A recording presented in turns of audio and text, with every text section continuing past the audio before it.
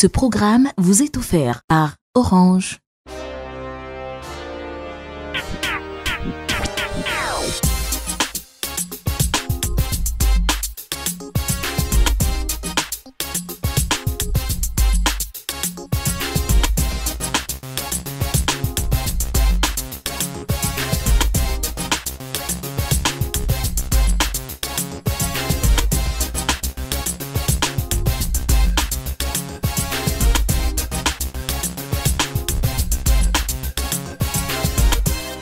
Bonsoir à tous et bienvenue dans Urban, votre programme musique et culture urbaine du samedi soir. Aujourd'hui, j'ai le plaisir de recevoir une artiste qui connaît un succès fulgurant grâce à sa manière unique et propre à elle de coiffer ses cheveux. Elle s'appelle Laetitia Key. Si vous ne la connaissez pas encore, elle risque de vous surprendre.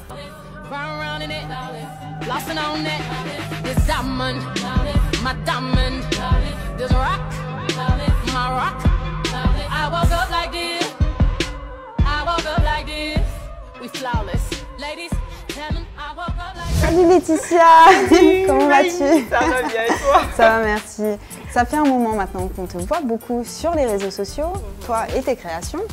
Oui. Je voulais que tu nous dises depuis combien de temps concrètement tu as commencé à sculpter tes cheveux? Ça doit faire environ 1 an et demi.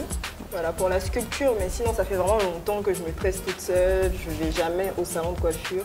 Depuis que je suis toute petite, c'est venu assez naturellement en fait la coiffure. Je me tresse toute seule, depuis que j'ai environ 5 ans, je sais faire des nattes, je natte ma famille. Qui t'a appris? Enfin, c'est quelque chose de tellement naturel, je ne saurais pas te dire comme ça qui m'a appris à tresser. C'est venu tout seul en regardant les autres, en regardant maman faire, en regardant les tantes faire. Voilà, et puis j'ai commencé sur des petites poupées. Après, je me tressais toute seule, j'ai tressé mes petites sœurs, tout ça. Et puis voilà, ça a toujours été comme ça. Donc la coiffure, ça fait longtemps que ça fait partie de moi. Mais en ce qui concerne la sculpture, ça fait environ 1 an et demi. Ok, je voulais qu'on revienne sur une première création, ta première création. Ma première création. Alors c'est un genre de pic, oui. Un long pic, ouais. Que j'ai fait. J'étais assise sur mon lit, je voyais mes longues nattes là comme ça et puis j'ai eu envie d'essayer. En fait, qu'est-ce qui m'a donné envie de sculpter? Je suis tombée sur Instagram parce que sur Instagram je suis beaucoup de comptes qui font la promotion de la culture africaine. Je suis tombée sur un compte, sur une photo d'un compte Instagram que je suivais à l'époque, qui a montré une femme africaine dans une tribu. Tu vois, le genre de vieilles photos en noir et blanc, de femmes avec les cheveux, les habits bien tribales là. Ouais. Et c'est une photo qui m'a inspirée énormément. Ses cheveux étaient magnifiques. C'était pas de la sculpture, mais c'était impressionnant ce qui était sur sa tête. Et je me suis dit, j'ai eu envie en fait, j'ai eu un petit déclic. C'était ton l'élément déclencheur qui a fait que tu lances toutes ces séries-là, voilà. Toutes ces créations.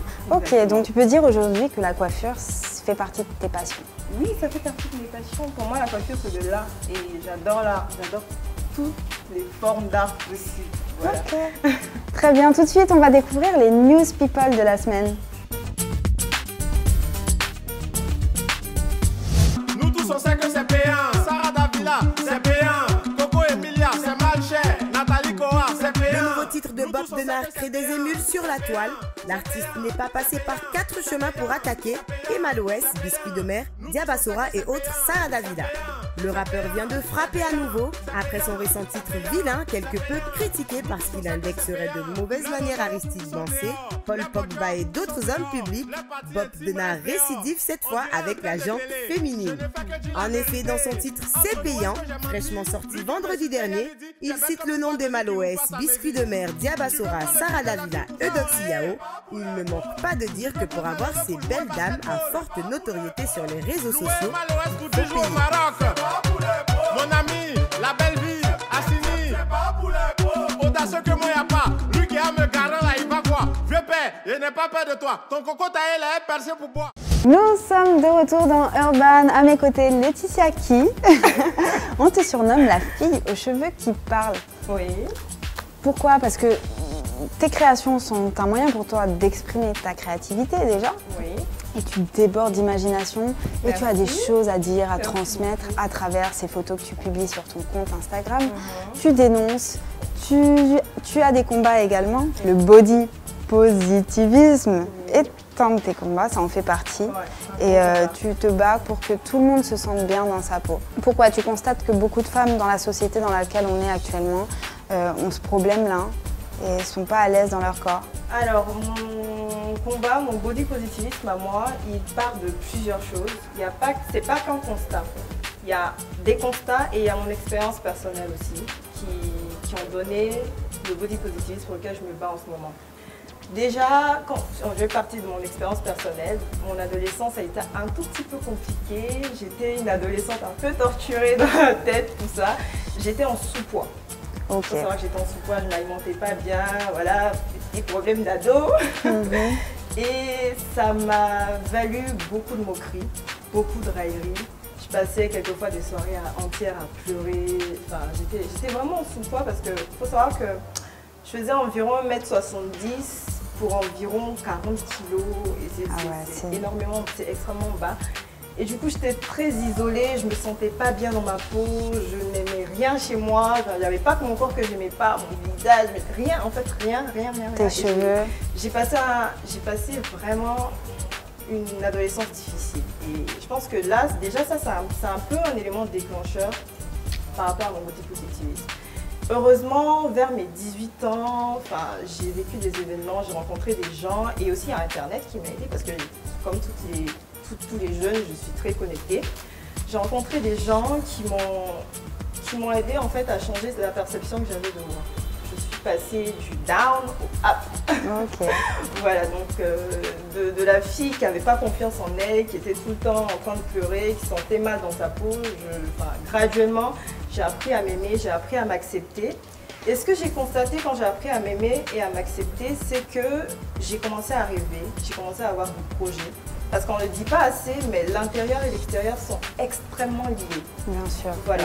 Quand tu te sens bien à l'intérieur, ça se voit à l'extérieur. Quand tu te sens bien à l'extérieur, à l'intérieur aussi, ça se sent.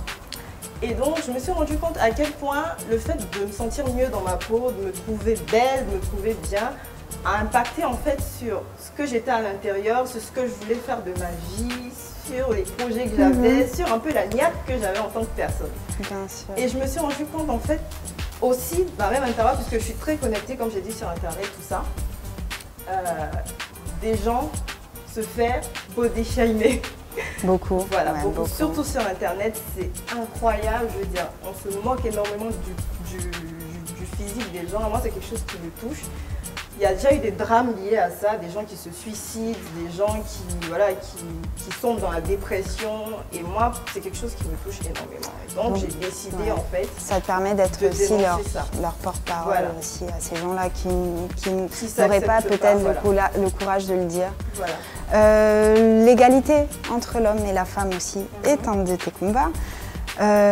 Pour la journée de la femme, tu nous as présenté une balance avec d'un côté le symbole féminin, de l'autre le symbole masculin qui représente plus ou moins des poids qui pèsent la même masse. C'est ça. Qu'est-ce que tu veux dire à travers ça? Alors c'est un peu l'idéal en fait. Que l'homme et la femme sont au même pied d'égalité, c'est un peu ce que la sculpture représente. L'homme, la femme qui pèsent le même poids dans la société. C'est un peu le souhait que j'ai pour la société dans laquelle je vis parce qu'il y a énormément d'inégalités. Il y a énormément d'inégalités et moi, ce sont des choses qui me touchent au quotidien. Je suis une femme et j'ai beaucoup de mal à vivre en fait cette inégalité-là. Et donc, tous les jours, voilà, plus grand féminisme. Bien sûr. Alors à ce moment-là, tu t'adresses aux internautes et tu leur poses la question, tu leur demandes à quel niveau est la lutte pour les droits de la femme dans leur pays. Tu as eu des réponses? Oui, j'ai eu beaucoup de réponses. Ce que j'ai su surtout, c'est qu'en Occident, ils étaient beaucoup plus avancés que nous. Bien sûr. C'est dommage, mais c'est le cas. Et c'est une bonne chose aussi. Il y a des pays également derrière nous. Derrière nous. J'ai pas beaucoup eu de pays derrière nous dans les commentaires, mais je sais qu'il y a des pays derrière nous. Voilà, des filles. Justement, si j'ai pas eu ça dans les commentaires, c'est peut-être parce qu'elles n'ont même pas accès à Internet. C'est dommage. Voilà. Mais je me suis rendu compte qu'en fait, globalement en Occident, ça va. C'est pas le top du top, mais ils étaient en avance. Et c'est une bonne chose, au moins là-bas, les femmes sont un peu plus épanouies. C'est déjà quelque chose. Tout de suite, on va découvrir les nouveautés américaines dans le Groove US. Laetitia, il faut qu'on en parle quand même. Tu as révolutionné la tresse africaine avec ton invention dont tu es très fière. Moi aussi, je suis très fière de cette invention-là parce que ça vient de la Côte d'Ivoire quand même, il faut le dire. Les key braids. D'où t'es venue cette idée? D'où m'est venue l'idée? Alors, moi déjà, mes idées, je ne réfléchis pas beaucoup avant de les avoir. Hein. Je suis très intuitive comme personne, ça me vient comme ça, comme un flash. Voilà. Et je crois que j'étais à la Fondation Bonsaï à la bibliothèque.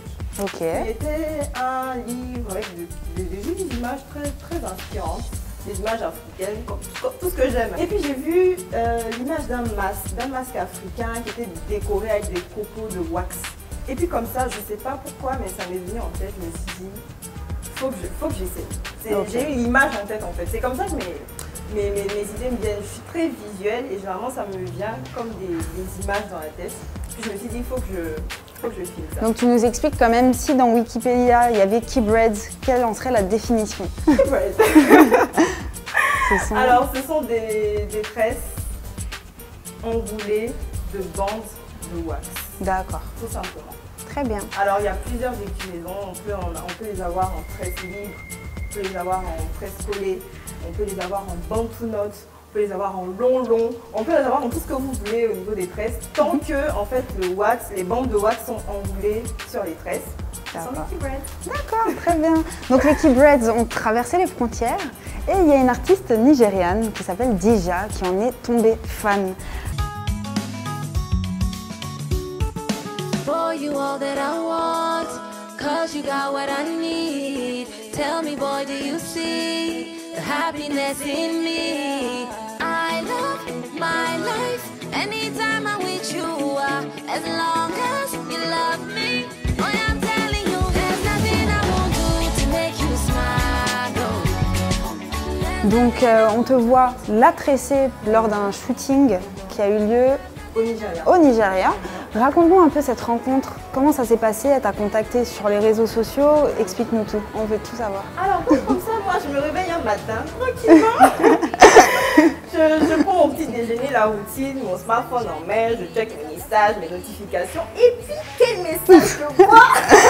Le message de Afro Dija, c'est son identifiant sur Instagram, et c'est sur Instagram qu'elle m'a contacté en fait. Et qu'est-ce que je vois? C'est un message en anglais, bon, je parle un peu anglais mais c'est un peu difficile. Mais ça va, donc tu te débrouilles quand même. Voilà, je me débrouille. Et elle me demandait en fait dans le message qu'est-ce que je faisais exactement. Elle me dit, je suis tombée sur ta page, j'adore ce que je vois, qu'est-ce que tu fais exactement?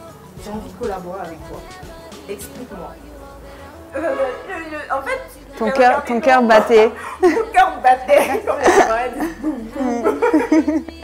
Et franchement, j'ai halluciné, je suis allée sur sa page pour vérifier que c'était bien la vraie. Je me suis rendu compte que c'était Elle était certifiée. Oui, elle était certifiée. C'est bon. Voilà.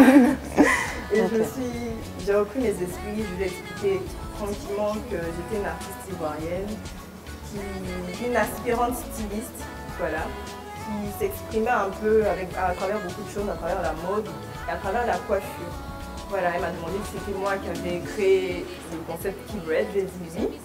Elle m'a dit qu'elle voulait faire un shoot avec moi, qu'elle voulait que je la coiffe pour un de ses shoots qui allait se passer cette semaine. La même semaine où elle m'a contacté. Donc au Nigeria. Au Nigeria. Okay. Donc ça dit, c'est allé super vite. Elle m'a contacté, je crois, en début de semaine et en fin de semaine, j'étais déjà au Nigeria. Donc c'était une bonne expérience. Tu as découvert le Nigeria, c'était ta première fois?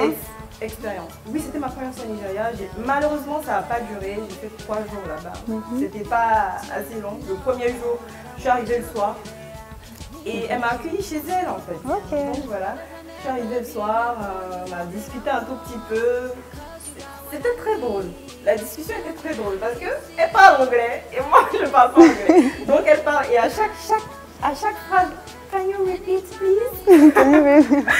En permanence c'était comme ça, mais c'était très sympa, elle était très patiente, elle répétait les questions plusieurs fois et on a réussi à communiquer. Le lendemain, ça a été le shoot, on a fait le shoot sur une demi-journée. C'était à l'occasion de quoi? D'un magazine? C'était quoi? C'était un shoot de promotion, c'est les chanteuses, les stars, elles font des shoots comme ça pour leur page Instagram, pour alimenter leur site internet, tout ça, c'était pour ça. Ça t'a aidé à te faire connaître davantage? Au Nigeria, oui. Oui, voilà, beaucoup. au Nigeria, parce que la même semaine quand le shoot a été fait, il y a des stylistes nigériens qui ont repris les keyboards pour leur shoot à eux. Et donc, ça m'a donné quand même un petit coup de boost au Nigeria. Bien sûr, ouais, Voilà. c'est pas rien de se faire solliciter par Oui. Dija. Ouais, c'est pas rien. Et elle est vraiment très sympa, elle est gentille, et on a d'autres projets en commun. Je suis très excitée.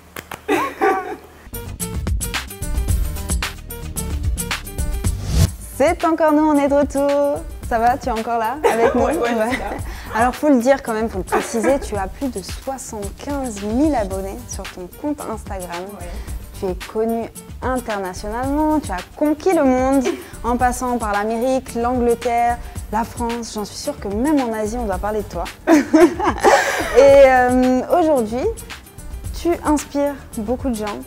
Comme on parlait de Dija tout à l'heure, mais je vois que même Erykah Badu, elle like tes posts. Il y a beaucoup de célébrités même qui te repostent, qui te suivent, qui te follow. Qu'est-ce que ça fait de savoir que tu inspires des grands noms de l'industrie artistique, l'industrie musicale comme ça? Qu'est-ce que ça fait? C'est difficile à expliquer ce que ça fait. Ça fait plaisir, c'est clair. Quand tu te rends compte que quelqu'un que tu admires te suit, Qui ne te connaissait pas du tout tu avant. ne le connaissais pas, que toi tu connais depuis des années, tu regardes à la télé, sur les réseaux sociaux, partout, te suit toi, like tes posts, te reposte même. C'est un sentiment incroyable. Moi j'aurais du mal à le décrire, mais ça fait énormément plaisir et c'est extrêmement positif. Et moi ce que ça fait en fait, c'est que ça me donne beaucoup d'optimisme pour la suite, parce qu'il faut dire que j'ai beaucoup de projets, beaucoup de projets dans plein de domaines différents. Et de voir que j'arrive à toucher déjà à mes débuts ces gens tout là-haut là, moi ça me donne vraiment la pêche pour la suite. Je me dis tout va bien se passer, les projets viennent, ça va marcher. Ça te permettra Ça me- d'aller voilà, ouais, exactement. de franchir certaines portes. Voilà. Ok, ben, je t'encourage beaucoup. Merci Tout de beaucoup. suite, on va se regarder les nouveautés afro dans le groove Africa.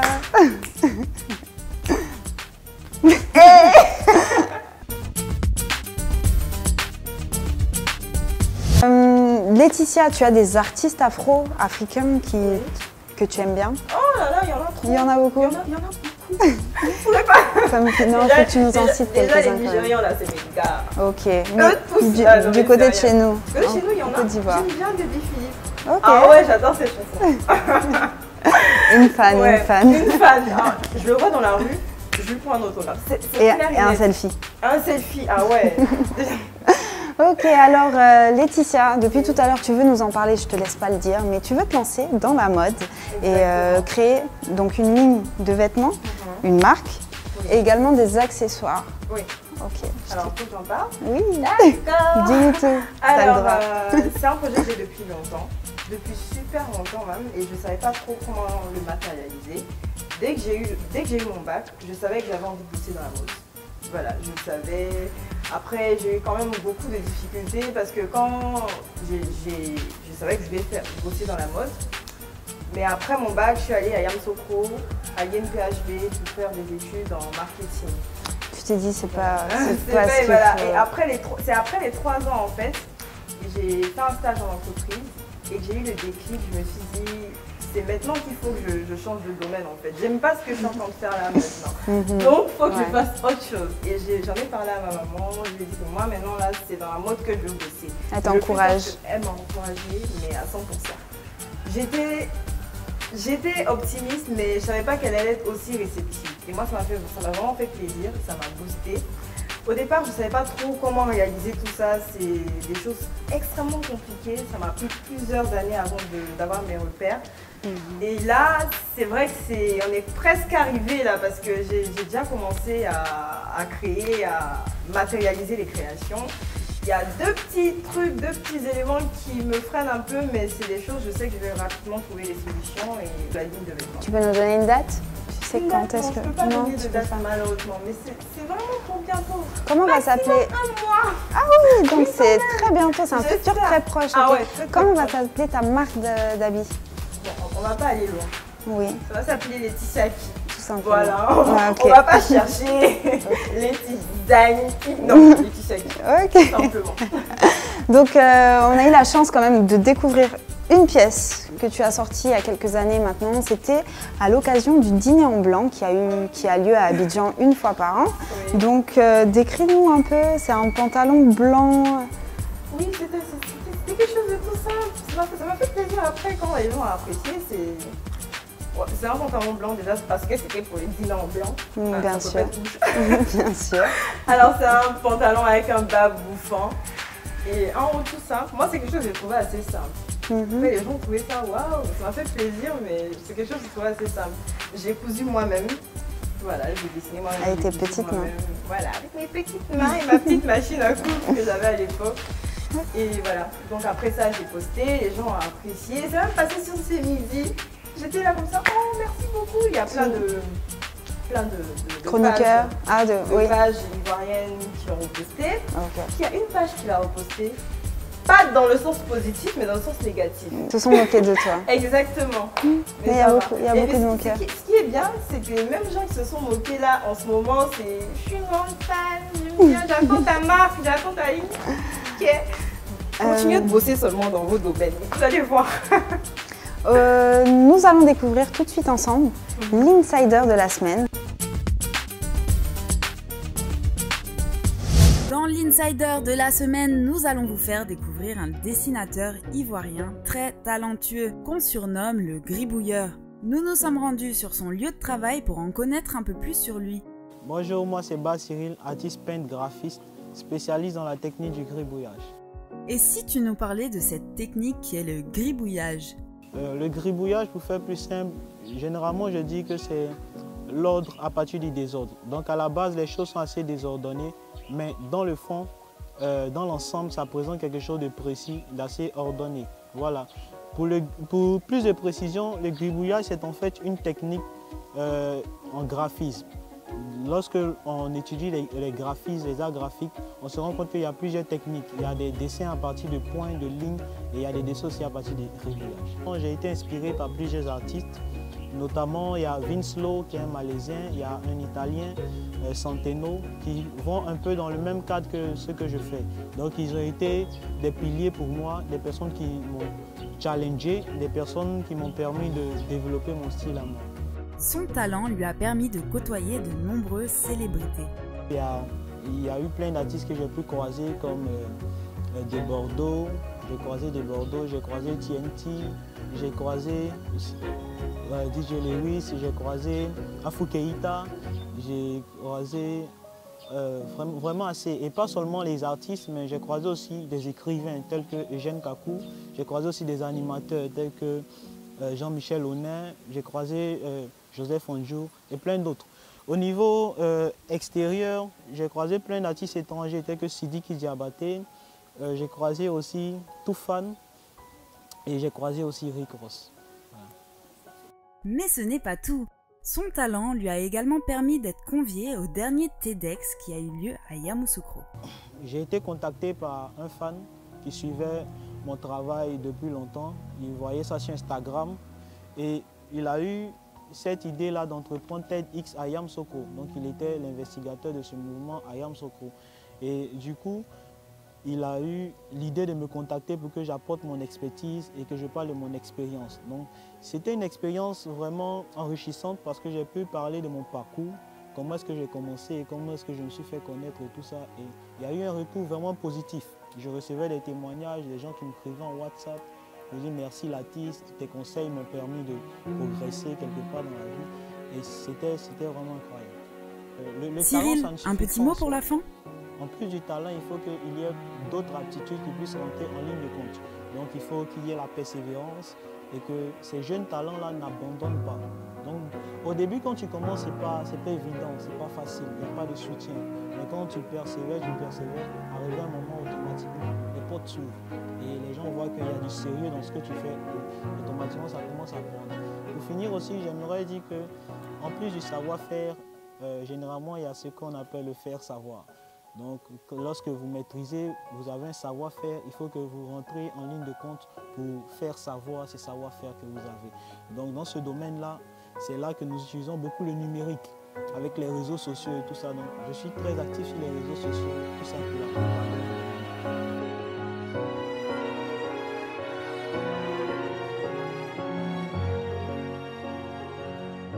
Laetitia, Oui. c'est l'heure pour nous de se quitter. Oh non.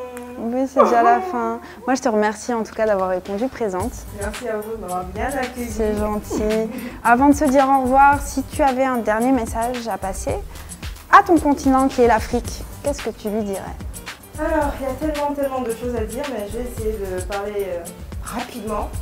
Alors, Tu peux déjà, prendre ton c'est- temps, on n'est pas pressé. Alors Dis-nous. déjà, j'ai envie de féliciter déjà tous les Africains qui font de leur mieux pour faire briller l'Afrique. Et ce que j'ai envie de dire à tout le monde, c'est de se battre dans leurs différents domaines et de travailler tous les jours un peu plus, de ne jamais s'arrêter pour que l'Afrique en fait ait la place dans le monde qu'elle mérite. Bien. Bravo, ça s'applaudit. Merci beaucoup Laetitia, je t'embrasse. Merci beaucoup. Allez, je vous dis à la semaine prochaine.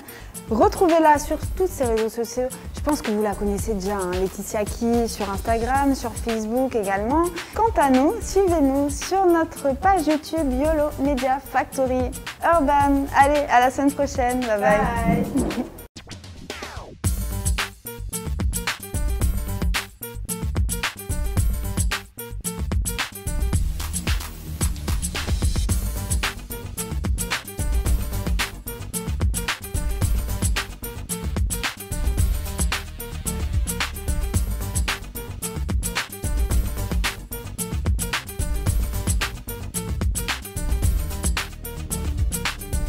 Ce programme vous a été offert par Orange.